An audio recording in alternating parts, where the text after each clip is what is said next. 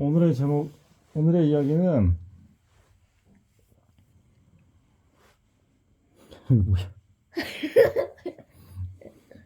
오늘의 이야기는 청나라는 조선을 강제 점령하려고 했었는가? 일사조약 일본이 우리나라를 일사조약했던 그런 것처럼?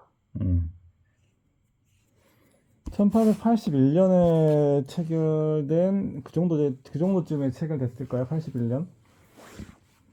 이제 러시아와 청나라 간에 이리 조약이라고 체결이 됐었어. 이게 뭐야? 상트페테르부르크 조약이라고 하고. 알았다. 1 조약. 핵폭탄을 가지게 된다면 누구는 2개, 누구는 1개 가지라? 그건 아니고 현재 신장 위구르 지역이 옛날에는 이리 지역이라고 불렀는데 이리 지방 그쪽 지역에서 이슬람 교도들의 반란이 일어나니까 그 러시아가 그 지역을 점령해버리고 그 지역에 대해서 청나라와 러시아 간에 이제 협약을 총재. 통해서 땅을 일부 러시아에게 주고 청나라가 배상금도 주고 한 뭐 그런 조약이었어. 일사조약. 이 조약을 체결하면서 이제 청나라가 이제 배운 게 있는데 뭔데 동글 싸죠 바지에? 땅이란 거는 국경선이란 거는 한 번 정해져 버리면 정말 바꾸기 어렵고 전쟁이 아니면은 바뀌지가 않고 그리고 옛날처럼 청나라가 직접 지배를 하지 않고 방치하고 있던 땅이 있었거든. 그러니까 그게 이제 대표적으로 이제 그런 서역인 거지. 이리 지방인 거였지. 그게 무슨 말이야? 그러니까 저기는 오랑캐 땅이다. 그래서 그냥 우리에게 조공만 알아서 바치면 터치 안 하겠다 이런 지역이 많이 있었거든. 예를 들어 뭐 미얀마나 베트남이나 또는 뭐 이런 신장 위구르 지역, 그러니까 이리 지방이라든가 서역이라든가 뭐 이런 지역들을 조공국이라고 해서 우리도 조공국을 그것도 갖고 있었지. 여진. 그렇지. 그래서 그냥 느슨한 그 어떤 동양적 외교 관계를 수립하고 있었던 건데 이 지역들을 하나하나 뭐 미얀마나 베트남이나 이런 데 영국 프랑스에 뺏기고 쌀국수가 유명한 베트남? 그다음에 이리 지역도 그 조금을 러시아에게 뺏기면서 이제 청나라가 이제 깨닫게 됐어. 아, 이제 옛날에 이제 아시아적 외교 관계로는 서양화된 국제적인 이제 외교 상황에서 적용할 수가 없구나라는 걸 깨닫게 되는 거야. 나도 오늘 뭘 배우고 있어. 음. 아빠 말은 너무 어렵구나. 그래서 1882년에 그때는 3일 전학 김력근 2년 전. 그렇지. 임오군란이라는 게 벌어지는데 십자군? 아니야. 그러니까 당시의 조선은 일명 일본의 도움을 받아서 일명 별기군이라는 신식 군대를 조직하려고 별기군. 그 요즘 그거? 아니 그거하고는 좀 달라. 별기군이라는 신식 그 군대를 날렵함, 포병, 발화 이런 거 도탕. 뭐 그런 것도 했겠지. 를 만들고 있었는데 근데 문제는 나라가 별로 돈이 없었어. 돈이 없었다기보다 이제 부패가 심했고 중간에 빼먹는 사람들이 많았겠지. 뭐를 빼먹어? 세금을 이제 국가의 재정을 이렇게 침탈하고 있는 사람들이 많았겠지. 그러다 보니까 신식 군대에는 급료도 지급되고 무기도 잘 지급되고 했는데 번쩍번쩍 홍길동? 아니. 근데 구식 군대, 그러니까 그 외에 기존의 전통 군대에게는 무려 1년 넘게 월급이 지급이 안 되고 있는 상황이었어. 말이 안 되는 거지. 지금의 시각으로는 전혀 이해할 수 없는 거지. 근데 이제 그때는 군인들이 물론 당연히 월급을 받아야 되지만 그럼에도 불구하고 어느 정도 스스로 자기의 생계를 그러니까 국가에서 말고 또 스스로 좀 해결하고 뭐 그런 것도 있긴 있었는데 그럼에도 불구하고 스스로 하겠다고 말했어? 근데 세상에 돈 안 주는 군대가 존재할 수가 없는 거지. 돈 안 드는 군인이라는 거는. 이제 그래서 막 항의를 하니까 그때 13개월 만인가 월급을 처음으로 줬는데 모래하고 볏짚하고 절반씩 섞어가지고 쌀을 준 거야. 당시에는 이제 급료를 쌀로 줬으니까. 근데 그거를 이 사람이 먹을 수가 없는 수준이었던 거지. 구식 군대가 그거를 받고는 너무 화가 나서 이제 사실상 반란 비슷하게 일으키는데 가지고 저 민비가 문제다. 명성황후가 근데 왜 문제다. 모래를 일부러 넣었어? 양을 늘리려고 한 거지. 그러니까 쌀 한 섬을 두 솜으로 만드는 기적은 거기에 모래와 그 벼섬, 좀 지푸라기가 그러니까 막 그런 이물질들을 잔뜩 넣어버리면 쌀 한 섬이 두 섬이 돼버리겠지. 대신 못 먹는 쌀이 되겠지만 거의. 이제 그런 걸 받아 놓으니까 이제 화딱지가 나는 거지. 군인들이. 그래서 내란을 일으켜서 반란을 일으켜서 이제 민비를 공격하고 근데 민비를 못 잡았어. 민비는 저 멀리까지 도망가 버리고 괜히 신식 군대인 별기군도 공격하고 괜히 일본 공사군도 공격을 해버린단 말이야.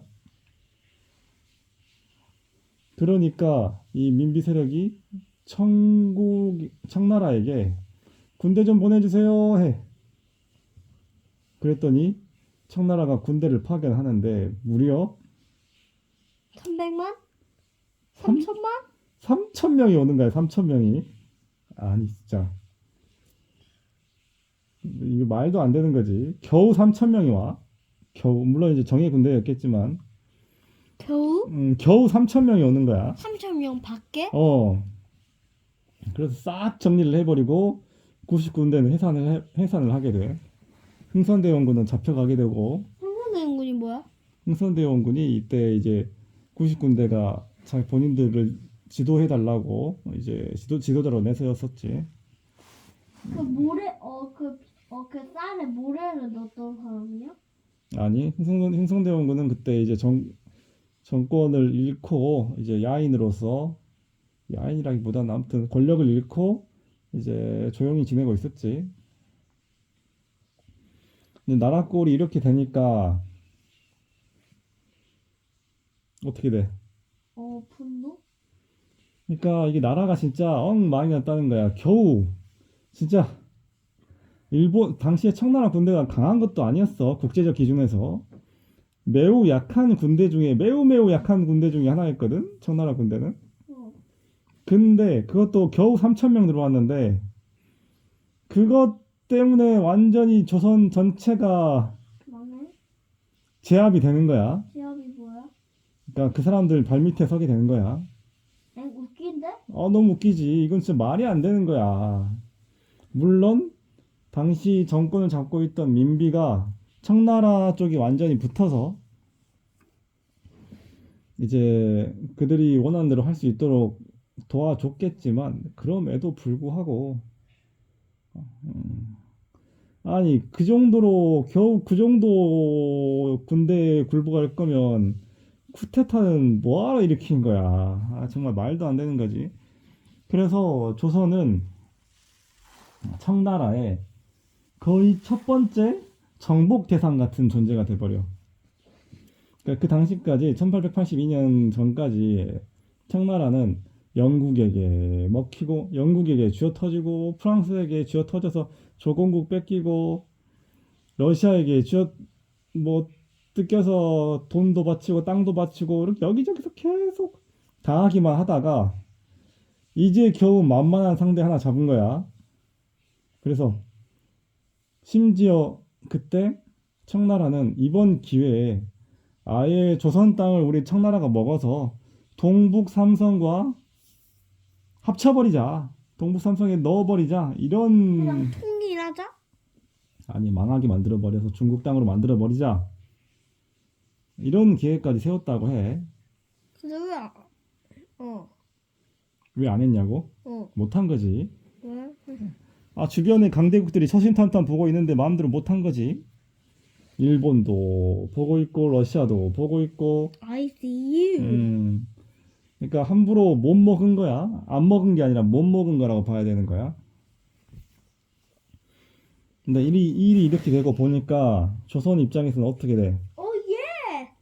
일본군도 주둔해 있고 청나라 군대도 주둔해 있고 일본 군대에는 배상금도 지불해야 되고 왜냐면 이제 일본 공사관이 공격당했었으니까 이게 나라 꼴이 말이 아닌 거야.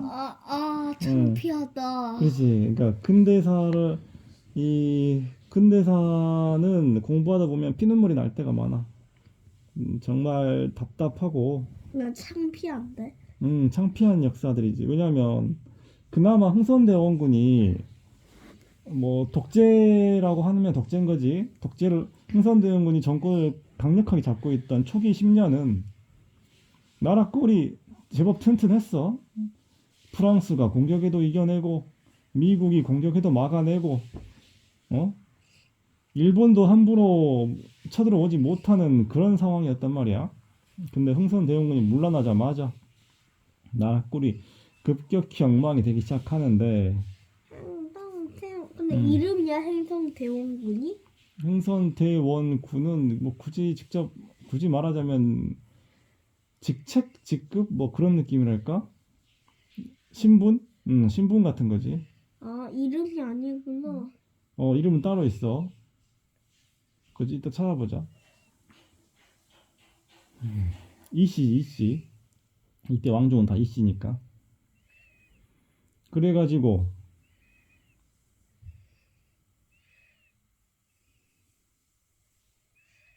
이 조선 땅에 청나라 군대와 일본 군대가 일촉즉발, 즉 전투 직전의 상황으로 가게 되는 거야. 그러니까, 청나라와 우리가? 아니 청나라와 일본 군대가 둘 다 조선에 파병되어 있으니까. 그래서 이 두 나라는 협약을 맺고 우리 둘 다 물러나자. 나중에 조선에 철병하게 되면 서로에게 알리자. 라는 조약을 체결하고 일단 두 나라가 물러나게 돼. 누가 그 선언을 먼저 하자고 했어? 이건 뭐 거의 합의를 했다고 봐야지. 동시에 합의를 했다고 봐야 되는 거지.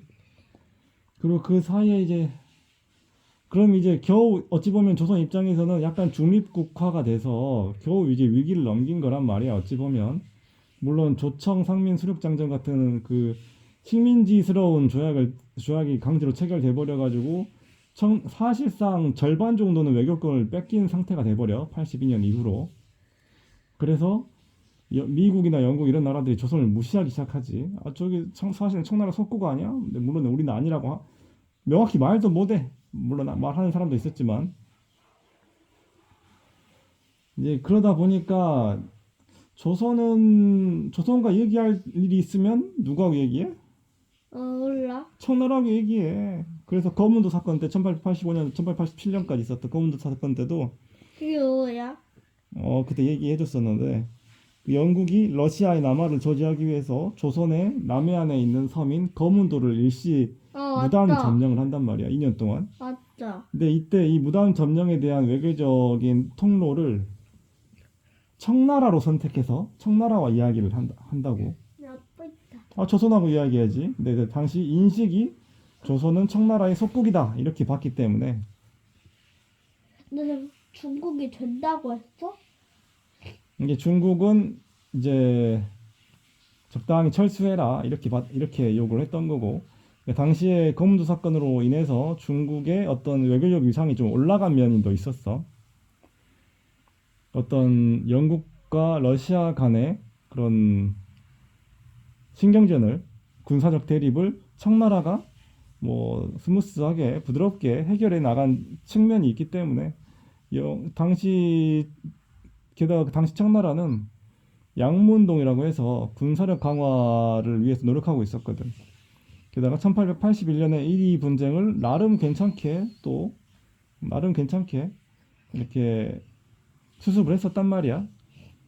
흑교도의 반란도 잘 진압을 했었고, 그래서 이 서양 제국들은 청나라가 생각보다 강해졌나? 이런 생각도 하게 돼. 어.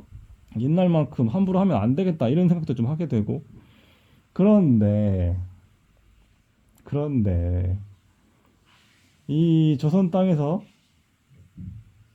반성하지 못하고 있던 양반들과 왕족들이 부패 비리가 너무 심해져서 백성들을 수탈하는 게 그게 달하다 보니 농민들이 역대급 봉기를 그게 일으키는데 뭐야? 그게 갑오 농민 혁명 또는 뭐 갑오 농민 운동, 갑오 농민 개혁 뭐 여러 가지로 불리지. 아무튼 갑오 농민 전쟁이 시작되는 거야. 1894년에. 그때 너희 전쟁 아니야, 너희? 그 1904년. 어. 1894년은 이제 좀 이따 나오지만 청일전쟁이 있었던 해야. 청일전쟁이 왜 일어났냐? 갑오 농민전쟁 때 농민군이 너무 잘 싸워. 너무 잘 싸워가지고 이 부패한 관군들은 이들을 제압할 수가 없는 거야.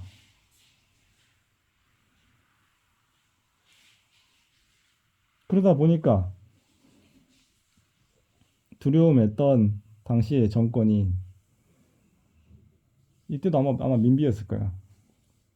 응? 참 명성황후 참 그 내부 문제는 안에서 해결을 해야지. 아니 그러니까 사실 그때 동학군이 반란을 일으킬 생각은 전혀 없었어. 그러니까 그런 생각은 없고 그냥 아니 관리들이 너무 부정부패 비리를 저지르고 백성들을 수탈하고 고열을 짜고 맨날 뺏어내고 하니까 아 도저히 못 살겠다. 응? 그러지 좀 마라. 좀 청렴한 애들 보내주든가 아니면 우리가 알아서 자치를 좀 하겠다. 좀 이런 입장이었던 거지. 반란을 하는 건 아니야. 왕을 바꾸자는 것도 아니었고 다만 이제 왕비에 대한 불만은 많았지. 근데 당시 실권은 누가 쥐고 있었어? 뭐? 왕비가 쥐고 있었어. 왕비가 왕이었어 사실상. 근데 그런 점은 참 고종이 반성해야지. 반성해야 되는 거야. 고종? 고종 당시 왕.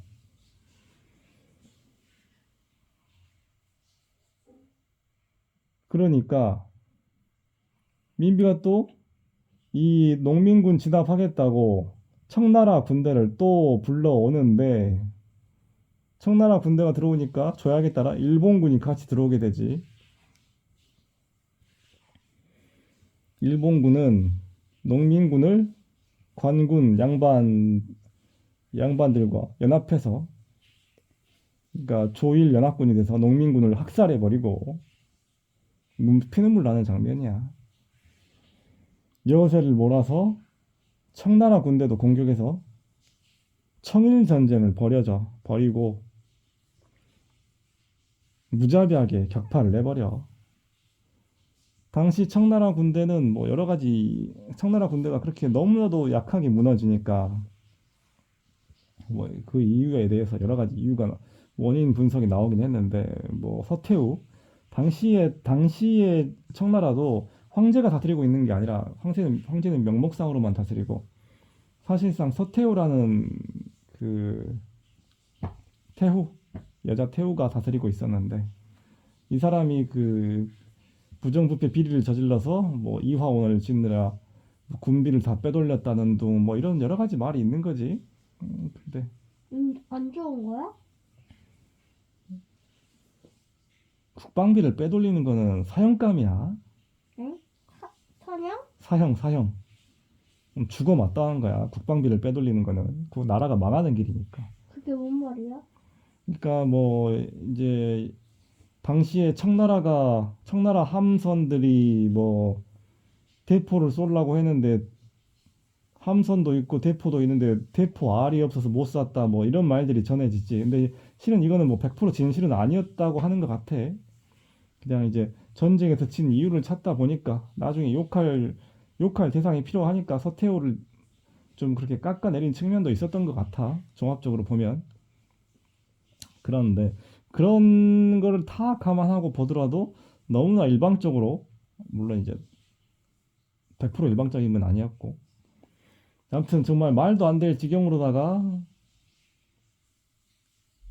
중국 함대들이 밀려버리고 지상군도 너무나 쉽게 패배를 해버리는 거야. 이제 그런 부분은 사실상 여러 가지 요인이 있는데, 하나는 중국 청나라가 국가 대 국가 의 전쟁이라고 볼 수 없을 정도로 이 이홍장 개인의 사병들만을 일본의 일본과의 전쟁에 투입하게 시켰던 거지.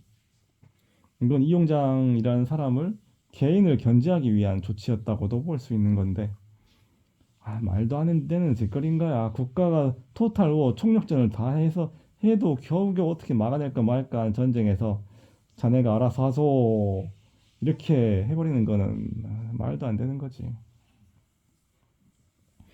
또 이용장 개인도 자신의 사병을 있는 힘껏 다 쏟아부을 수도 없는 거야. 그러면 전쟁 끝나고 자기 입지가 엄청 약해지는 거니까.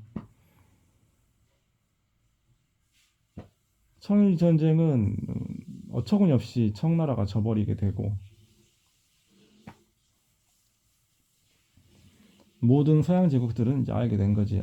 청나라 저놈들은 종이호랑이고 입만 살았고 아무것도 아니구나 라는 걸 알게 되고, 그때부터 본격적인 청나라에 대한 침탈을 시작하게 되는데, 이제 그 후로는 서양 제국들이 다 연합을 해서 청나라 한 명 때려잡기를 하게 돼.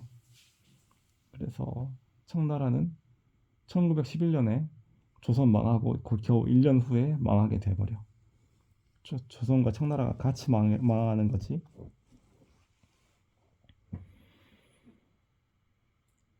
그렇게 1894년 일본이 청나라를 이기고 막대한 보상금을 뜯어내서 강대국으로 더 발돋움하게 되는 거야, 일본이. 그 전까지 그렇게 강한 나라라고 볼 수 있었던 상황은 아니야.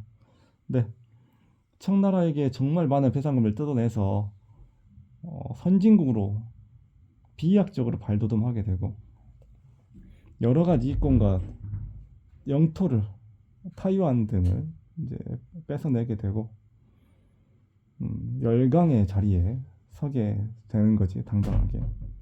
물론 이제 이후에 삼국 간섭 등으로 인해서 그 세력이 일시적으로 좀 이렇게 정지가 주춤하게 되지만, 그 이후에 러일 전쟁을 통해서 러시아까지 잡아내게 되고, 이때 러시아 잡아낼 때는 미국과 영국의 적극적인 지원을 받아서 일본이 러시아를 잡아내는 거지. 이제 그렇게 해서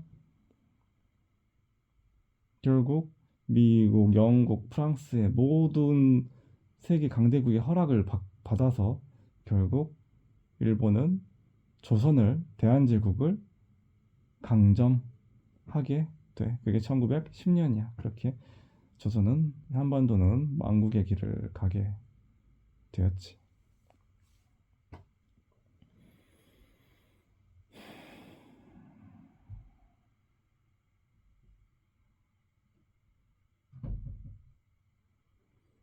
여기서 아까운 점은 뭐냐면, 당시 조선이 청일 전쟁에서든 러일 전쟁에서든 뭐 중립 같은 말도 안 되는 소리나 하고 있지 말고, 청나라와 러시아와 조선이 힘을 합쳐서 적어도 무승부 정도까지 만들어낼 수 있는 그런 노력을 했어야 됐어.